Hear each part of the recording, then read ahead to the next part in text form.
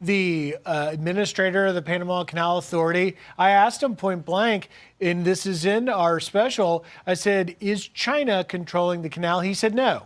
We're controlling the canal, and that, interestingly enough, even with the port, and you saw the two, so people can see, the Panama Canal connects the Atlantic and Pacific Oceans. That's why it's so valuable. But on both ends, at the Cristobal Point and the Balboa Point, you have this company, CK Hutchison, that leases these ports from Panama and has control.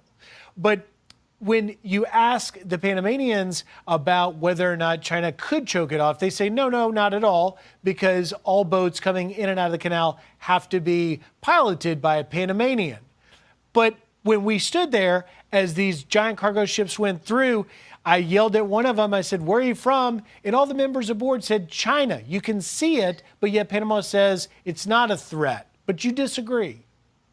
Well, yeah, certainly. So, for instance, on those ships, the crew can take over from the pilot that is supplied by the canal zone, and they could actually ram a lock, and that would block the canal. Or they could scuttle the ship in the Culebra Cut, which is a very narrow passageway.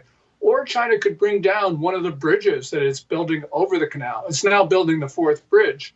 And the Chinese military could take over those port operations in a second, which is what General Laura Richardson said in 2022 when she was the head of U.S. Southern Command. So, yes, China doesn't operate the canal, but it can control it. And that's the important thing. It's control.